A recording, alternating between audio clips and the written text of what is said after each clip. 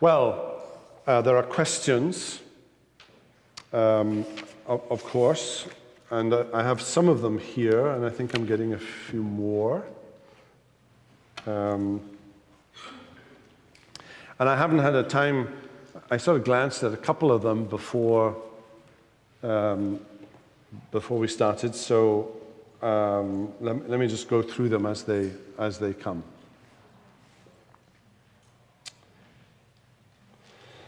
Can you elaborate a little more on the similarities and differences between classical and progressive dispensationalists? I am more familiar with classical type and tend to lump them all together. Okay. I don't want to spend too much time on that question. I think that in the last 20, 30 years, in places like Dallas Theological Seminary, for example, if you teach at Dallas Theological Seminary, you have to subscribe to a certain view of dispensational theology, just as I have to subscribe to the Westminster Confession in order to teach at RTS. At Dallas, you would have to subscribe to dispensational theology. But it has become clear that in the last 20, 30 years, New Testament, Old Testament scholars have become a little embarrassed by classical dispensationalism of the Schofield's kind or of the Ryrie kind. There have been lots of disagreements. There would be differences of opinion between Schofield and Ryrie, for example. And progressive dispensationalists really view two dispensations. There's an old dispensation and a new dispensation, and maybe there's a third one where God has a future for Israel. Classically, dispensationalism is divided over one particular issue. Israel is not the church, and the church is not Israel, not in the past, not now, not ever. Right? So the radical distinction between Israel and the church. And Israel means Israel, and classical dispensationalists would accuse covenant theologians and others of spiritualizing, of not reading the Bible literally, and of employing a hermeneutic of the Bible that doesn't address the literalness that they see as necessary.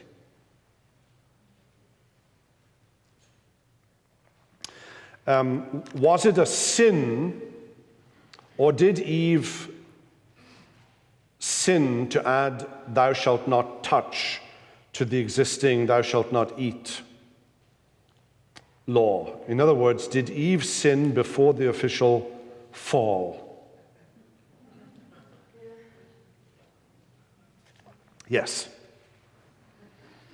I'm not sure what the official fall is. If by official you mean Adam's fall, Paul makes a great deal that Eve sinned first in his epistles. But yes, I think if you're asking at what point did sin enter into humanity, I think it entered in at the time of the temptation of Eve. So that by the time she speaks and she gives an account of it to Satan, sin has already entered into her heart. But it doesn't explain how sin came into the universe. Right? Sin was in the universe before the fall. Satan had already fallen.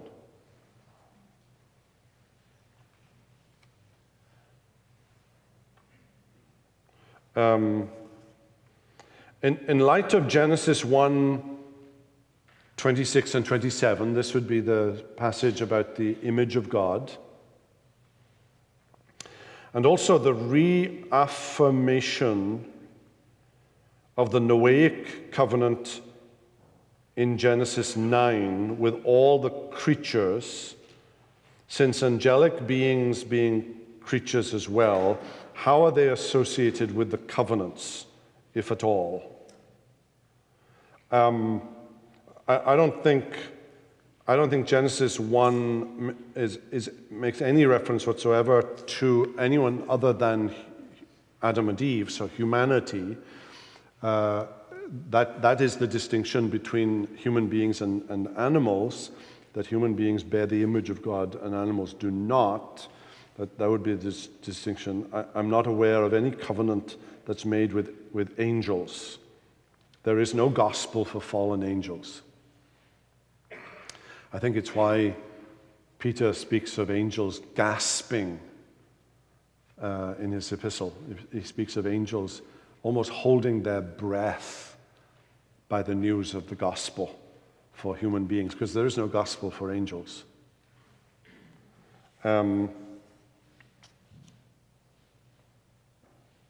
If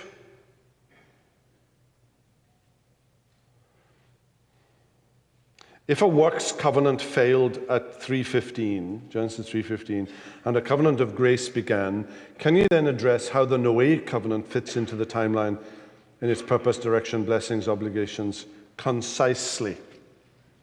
No. That's another 2-hour lecture all of itself. I think that the Noahic covenant has aspects of grace in it. You might want to specify that as common grace. But the Noahic covenant makes God's covenant promises possible. It's a covenant to maintain the universe. There will never be another flood to destroy all of humanity, for example. A reassurance for some of my own folk who have been through a flood. So I think that the covenant the covenant with Noah is an essential bedrock in which the outworking of the covenant of redemption can take place in a universe to which there are. But I can't address all of the aspects without taking 2 hours to do it. Are we to think of unconditional love in different terms humanly than God's unconditional love? Are we to love unconditionally? That's a good question. It's actually more than one question, but it's a good question. I know what people, I think, intend when they say unconditional love.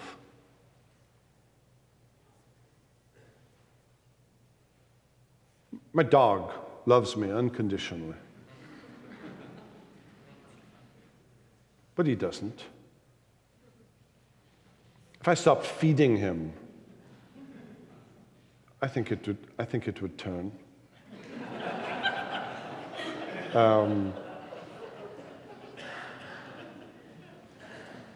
In a marriage, I love you unconditionally.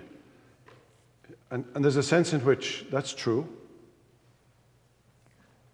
And there's a sense in which it isn't true.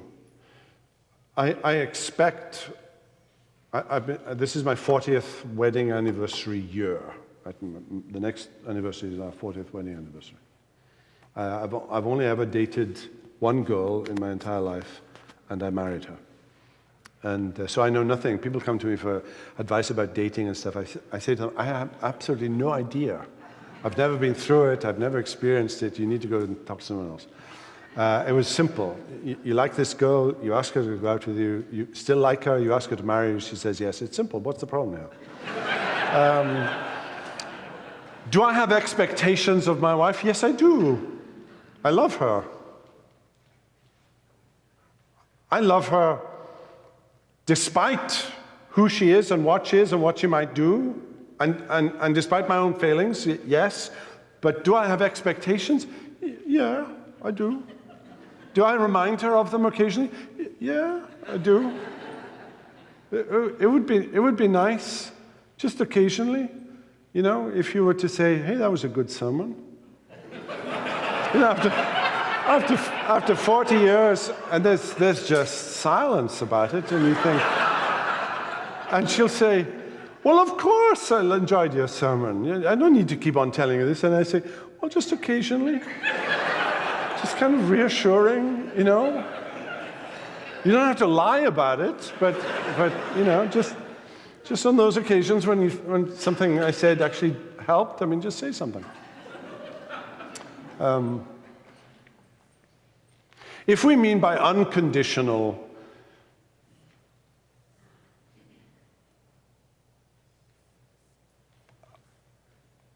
I have no obligation towards God whatsoever. No, that's not what unconditional love is. It's one of these expressions, it's not in the Bible. This is a term that gets bandied about, and we use it a lot, and people use it a lot. There's some psychobabble involved sometimes in the terminology of unconditional love.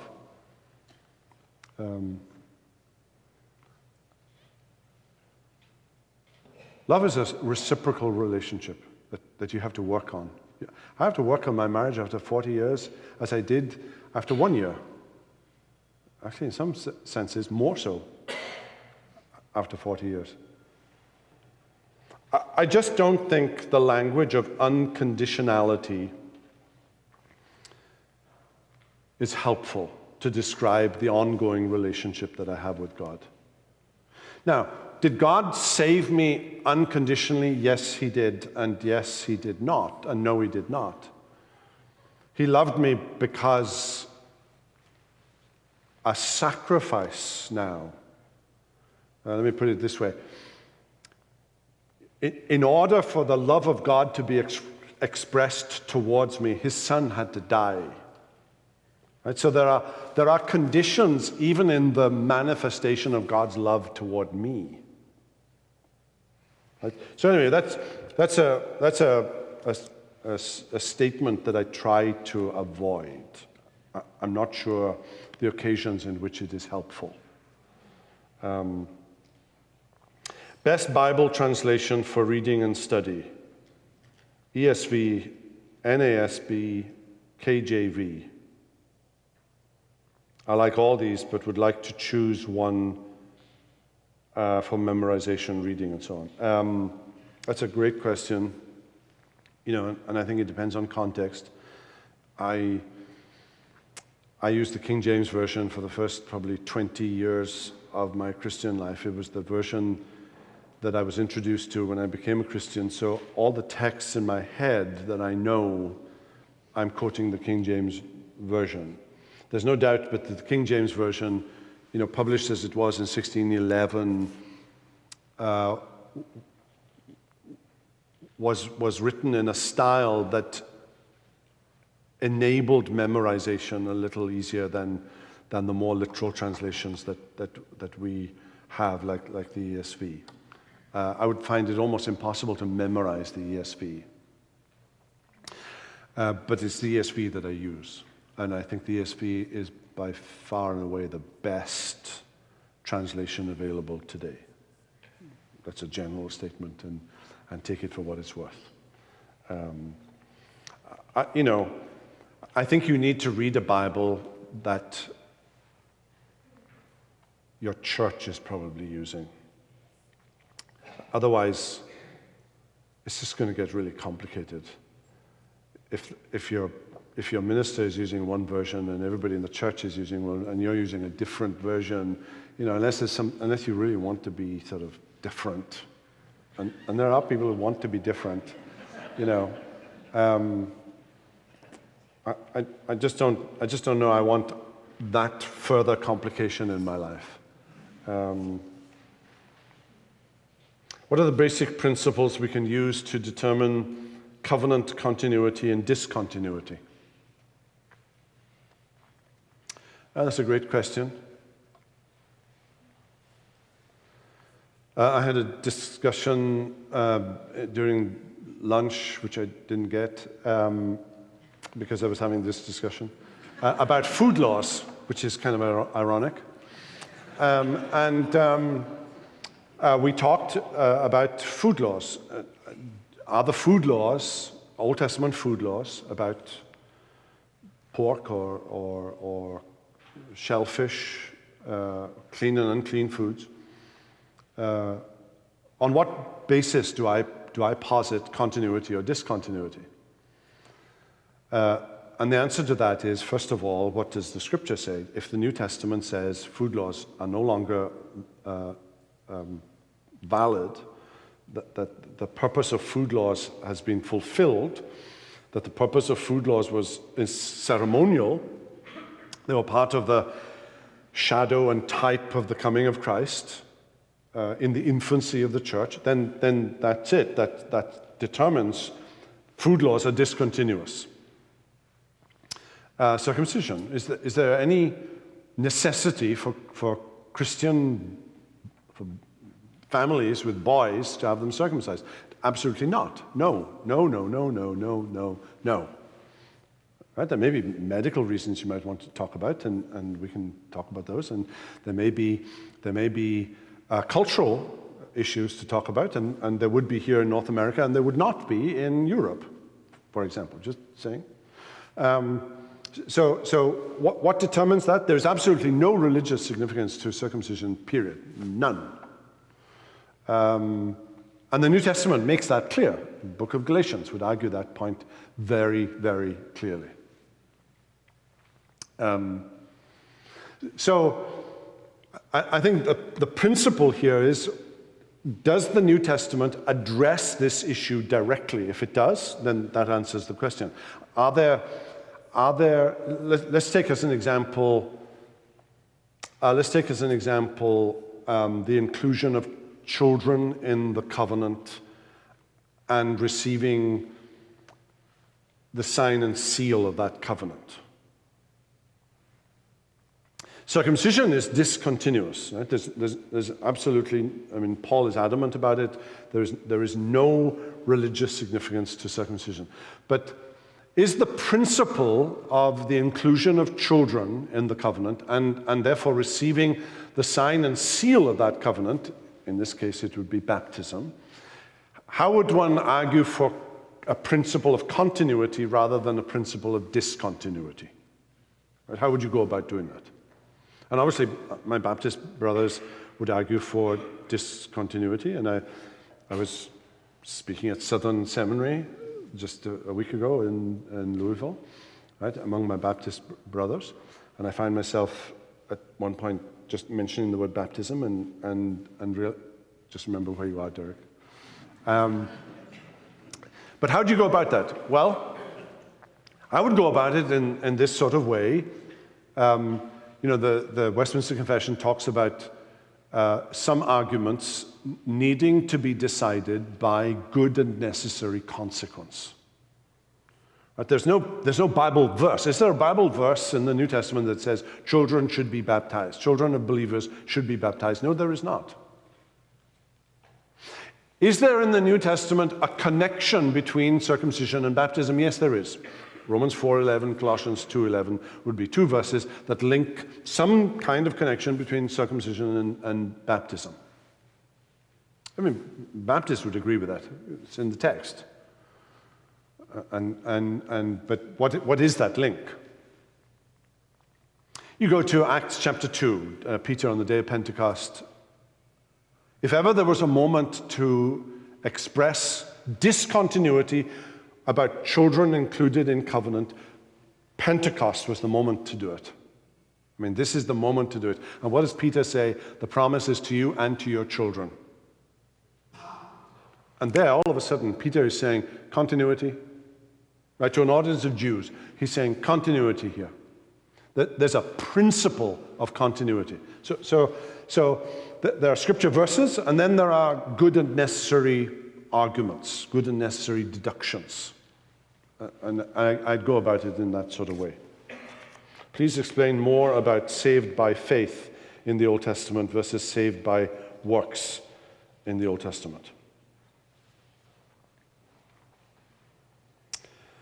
No one was saved by works in the Old Testament.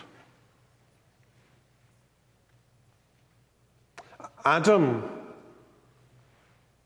was given the possibility of being saved by works in the Old Testament, one that he couldn't fulfill. Right, a principle of do this and live was given to Adam in the Old Testament. which he failed to do. So nobody was saved by works in the Old Testament, ever. Does that possibility still exist? Well, theoretically it exists. Practically it does not, because we're all sinners. We inherit original sin. But theoretically, if someone could obey the law in all of its detail, there would be no barrier for God to judge. There'd be nothing for God to judge in that case. But that's only a theological possibility. It's not a practical possibility. Please comment on antinomianism rearing its ugly head in the church as a result of our Christian leaders promoting it. And then there's a name.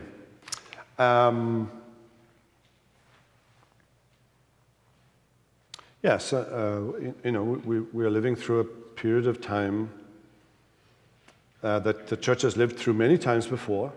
There's absolutely nothing new about it. The church tends, and I mean the conservative Bible-believing church, tends to swing from one extreme to the other. And at the minute, I think we're in the antinomian sort of phase of that pendulum swing. Wanting to stress the freedom that belongs to the gospel, wanting to express the fact that we're grown up and adults and not children anymore, wanting perhaps in an era where the church is under threat and opposition, to want to make the qualifications for church membership less rather than more. There are lots of reasons why folk would want to emphasize gospel as opposed to law, reduce the need for law keeping, and just label it all as legalism, and use the word legalism 20 times in a sermon, and so on. And that's just the pendulum swing of where we are. And sadly, we've seen some advocates of that sort of point of view themselves falling into public sin.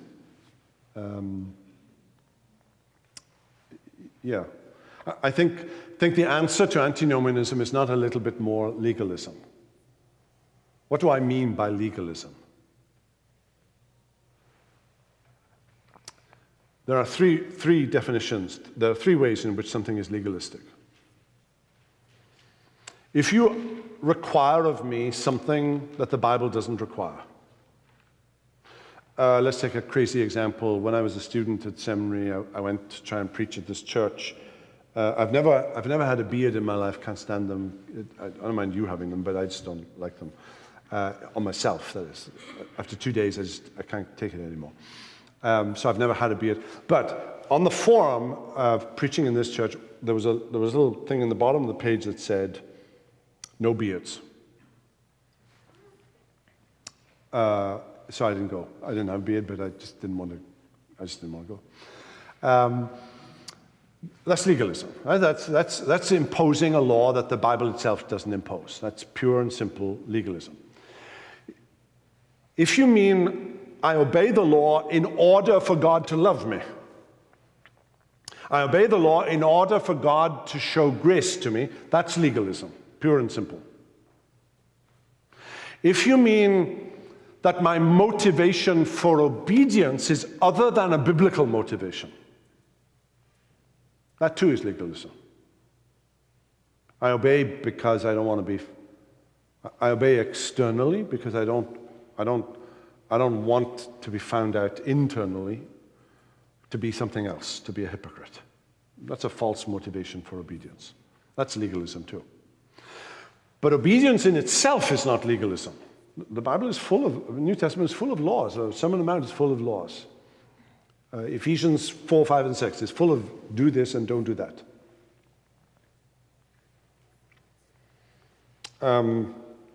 The answer to antinomianism is not, well, let me get more legalistic. the answer to antinomianism is the gospel. But the answer to legalism is the gospel, not a little bit more antinomianism. Who are you going to vote for President of the United States?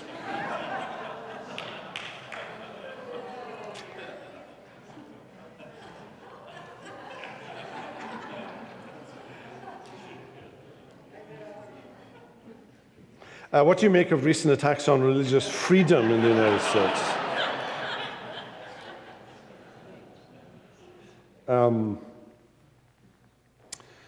I obviously love this country and love it enough to want to become a citizen of it. There are many, many reasons why it's a privilege to be a citizen of the United States of America. But the United States of America does suffer, has done and continues to suffer from a sense of elitism, an expectation that somehow or other we deserve to be treated better than any other country in the world. And why should we think that? So the government is threatening to take away some tax exemption. I mean, what is that at the end of the day? I might have to pay another $1,000 in taxes. I mean, who cares? Really? When people are getting their heads chopped off, right? There are Christians in this part of in parts of the world who are being slaughtered. Right? They're being crucified. I can't bear to look at the videos. I've looked at maybe a couple, and I sort of wish I'd never looked at them because I can't get these images out of my head now because they're awful. They're awful. And whatever persecution we think we're experiencing here in North America, it is nothing. It is absolutely nothing in comparison to what our brothers and sisters across the world are suffering. So that's what I make of it. And God is sovereign. And whatever our little potentates who sit in the White House and sign executive orders think their power may be, they are just pawns in the hands of a sovereign God who can turn this country upside down.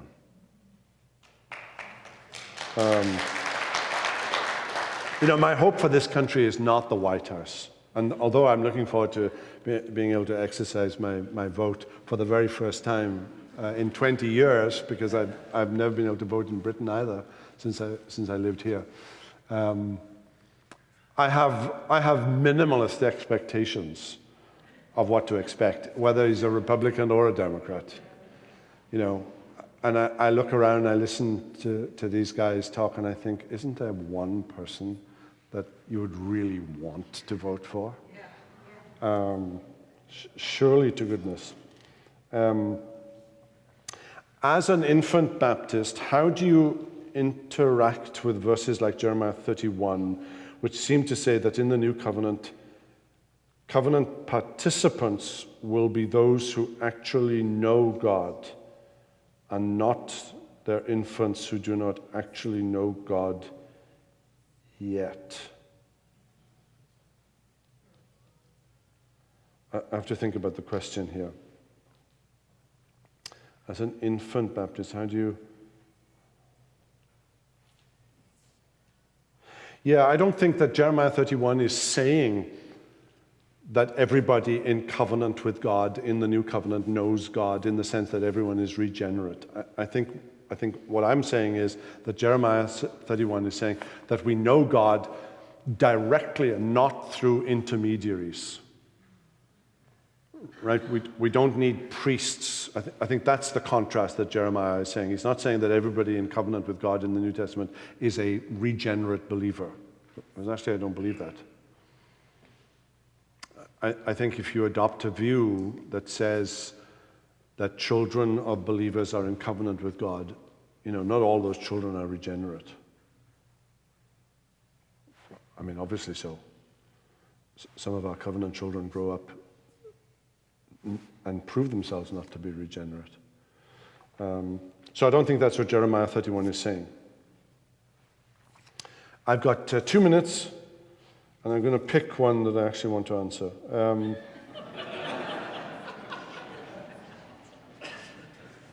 Now, this is an interesting question. Should Christians sing the Psalms of the Old Testament with all the types and shadows contained in those songs? Hymns speak of Christ and his work clearly. That's a really, really good question. It's not different from saying, should I preach from the Old Testament? You know, what does Hebrews 8 and 9 say about the Old Testament? The Old Testament is like a shadow of a better covenant. I think when I sing the Psalms, I am in some ways still using the imagery of shadow. I'm fascinated by the idea, and I come from a church that is a Psalms, that we sing Psalms. There is a sense in which Isaac Watts sort of Christianized the Psalms. You know, he took the Psalms and he brought them, as it were, into the full light of the new covenant. So some of Isaac Watts's hymns are actually psalms that are brought into the full light of the new covenant. And I find that idea fascinating. I think in terms of spiritual experience, many of us haven't even come close to what the psalmists experienced. So singing their experience is in itself instructive. If we don't sing psalms, what do miserable Christians sing? To quote Carl Truman. You know, there are times when you're miserable. There are times when you experience the blues. There are times when you experience anger and frustration. And, you know, I'm not H-A-P-P-Y today. I'm sorry. What am I going to sing? I'm H-A-P-P-Y.